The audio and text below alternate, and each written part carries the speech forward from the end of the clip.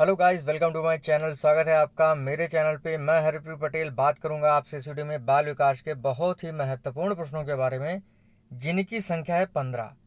Channel पर अगर आप पहली बार आए हैं, चैनल सब्सक्राइब कर दीजिएगा, बेल आइकन दबा दीजिएगा, जिससे कि आपको नई वीडियोज़ की नोटिफिकेशन समय से मिलती रहे। पिछले वीडियो अगर आप नहीं देखे हैं, डिस्क्रिप्शन में आपको प्लेलिस्ट का लिंक मिल जाएगा। आप वहाँ से थ्योरेटिकल पोर्शन के वीडियोज़ और MCQs के वीडियोज़ देख सकते हैं। वीडियो आपके लिए बहुत ही महत्वपूर्ण है, क्योंकि ये जितने भी प्रश्न हैं, 15 प्रश्न 2011 से 2019 के बीच जो भी टेट के एग्ज़ाम हुए हैं उनमें ये पूछे गए हैं। ठीक है, तो शुरू करते हैं आज का वीडियो। पहला प्रश्न है हमारा, द प्रोसेस ऑफ एजुकेशन पुस्तक किसकी है? ब्लूम की, जेरोम ब्रूनर की, पियाजे की या स्किनर की? देखिए 15 प्रश्न है, जितने भी सही करिएगा मॉक टेस्ट के रूप में, अगर आप इस वीडियो को कर रहे हैं, जितने भी सही करिएगा कमेंट करके जरूर बताइएगा। तो द प्रोसेस ऑफ एजुकेशन पुस्तक किसकी है? बताइए इसका क्या जवाब होगा। इसका जवाब है जेरोम ब्रूनर। बी ऑप्शन आपका सही होगा। पियाजे कहाँ के निवासी थे? स्विट्जरलैंड के निवासी थे। स्किनर कहाँ के निवासी थे? स्किनर थे आपके अमेरिका के निवासी। ठीक है, स्किनर ने क्रिया प्रसूत अनुबंधन सिद्धांत को सिद्ध करने के लिए चूहे पर और कबूतर पर प्रयोग किया था। सबसे पहले किस पर प्रयोग किया था? चूहे पर प्रयोग किया था 1938 में। कबूतर पर प्रयोग किया था 1943 में। अगला प्रश्न है, लॉगस का क्या अर्थ है? आत्मा, मन, अध्ययन, लोग। लॉगस, बताइए इसका क्या जवाब होगा। लोगस का क्या अर्थ है या लागस का क्या अर्थ है? तो इसका अर्थ होता है अध्ययन। देखिए, जो साइकोलॉजी शब्द है वो ग्रीक भाषा के दो शब्दों से मिलकर बना हुआ है, साइकी प्लस लागस। साइकी का अर्थ होता है आत्मा और लागस का अर्थ होता है अध्ययन, आत्मा का अध्ययन। ठीक है, साइकोलॉजी आत्मा का अध्ययन, तो लॉगस का अर्थ होता है अध्ययन। सी ऑप्शन आपका राइट है। अगला प्रश्न है, उपयुक्त अनुक्रिया के चयन तथा उसे उत्तेजना से जोड़ना अधिगम कहलाता है। यह कथन किसका है? बहुत ही आसान परिभाषा है ये। यह कथन किसका है? रॉस का है, थॉर्नडाइक का है, नन का है या रूसो का है? तो ये जवाब होगा आपका ऑप्शन बी, थॉर्नडाइक। उद्दीपक और अनुक्रिया के बारे में वर्णन किसने किया हुआ है? थॉर्नडाइक महोदय ने। एसआर थ्योरी किसने दी हुई है? तो किसने दिया हुआ? थॉर्नडाइक ने। तो उसी से जुड़ी हुई परिभाषा है। बी ऑप्शन आपका सही है। अगला है, अधिगम व्यक्ति में एक परिवर्तन है जो उसके वातावरण के परिवर्तनों के अनुसार होता है। कहा है? पॉल, गैने, रॉस, कोफा। बताइए क्या जवाब होगा। अधिगम व्यक्ति में एक परिवर्तन है जो उसके वातावरण के परिवर्तनों के अनुसार होता है। ये कहा है पॉल ने। ठीक है, पहला ऑप्शन आपका सही है। अगला प्रश्न है, अच्छे चरित्र का निर्माण करना ही क्या है? शिक्षा है। यह कथन किसका है? हर्बर्ट का, प्लेटो का, अरस्तु का, केमेनियस का? अच्छे चरित्र का निर्माण करना ही शिक्षा है। बहुत ही महत्वपूर्ण परिभाषा है, वेरी वेरी इंपॉर्टेंट है। ठीक है, तो ये किसने कहा है? अच्छे चरित्र का निर्माण करना है शिक्षा, ये कहा है केमेनियस ने। इसको कैसे याद करेंगे? देखिए, शिक्षा से अच्छे चरित्र का निर्माण कम नहीं, कम लिखा हुआ, कम नहीं ज़्यादा होता है। इस तरीके से इसको ट्रिक के माध्यम से या कीवर्ड से जोड़ करके आप याद रख सकते हैं इस परिभाषा को। अगला प्रश्न है, यह परिभाषा किसकी है? आधुनिक शिक्षा का संबंध व्यक्ति और समाज दोनों के कल्याण से है। फ्रेंडसन, अरस्तु, स्किनर या गेट्सवान? तो ये किसका कथन होगा? तो ये कथन है फ्रेंडसन महोदय का। पहला ऑप्शन आपका राइट है। फ्रेंडसन ने क्या कहा है? आधुनिक शिक्षा का संबंध व्यक्ति और समाज दोनों को कल्याण से है। व्यक्ति और समाज फ्रेंड होते हैं, दोस्त होते हैं। ठीक है, ध्यान रखिएगा, इस तरीके से आप लोग याद रखिएगा इस परिभाषा को। अगला प्रश्न है, सहपाठियों का दबाव जब सबसे अधिक पड़ता है वह अवस्था होगी प्रारंभिक बाल्यावस्था, मध्य बाल्यावस्था, प्रारंभिक किशोरावस्था होगा। यहाँ पर ध्यान रखिएगा, उत्तर किशोरावस्था। तो सहपाठियों का दबाव जब सबसे अधिक प्रभाव पड़ता है, कह सकते हैं दोस्तों का प्रभाव सबसे अधिक किस अवस्था में पड़ता है?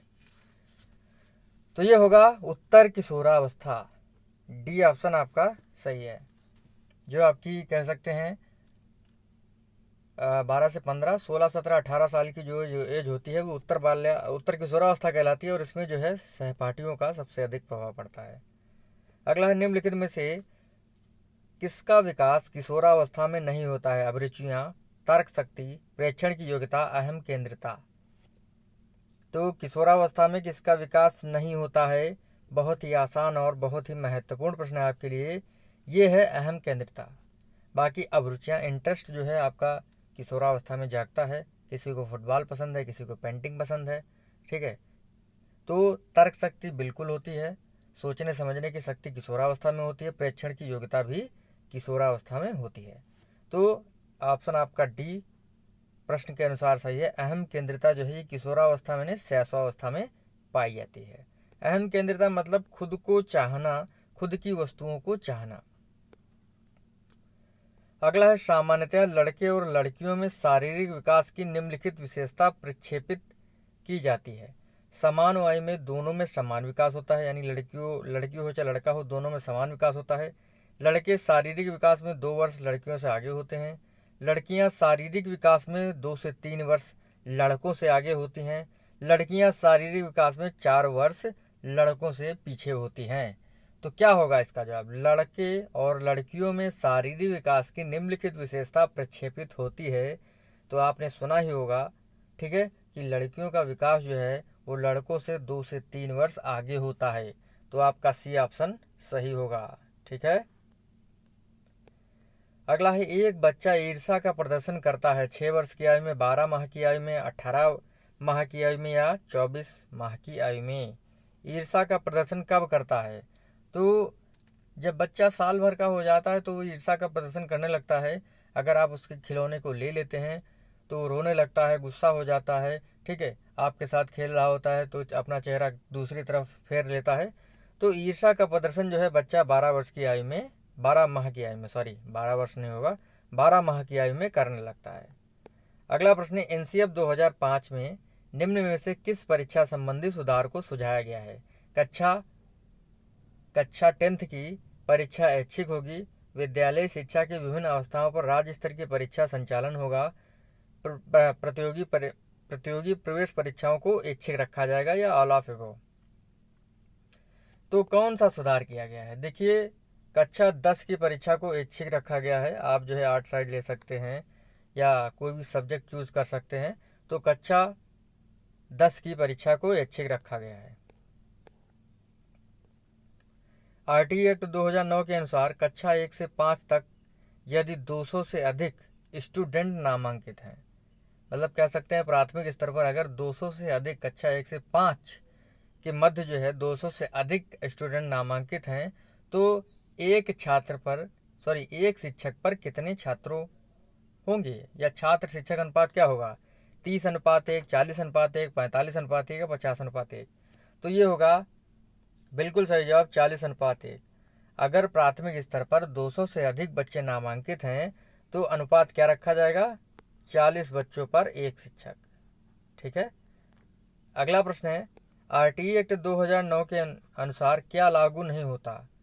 निःशक्त बच्चों के लिए है, 6 से 14 वर्ष के बच्चों के लिए शिक्षा, 14 से 18 वर्ष के लिए, या बच्चों को नियमित उपस्थिति।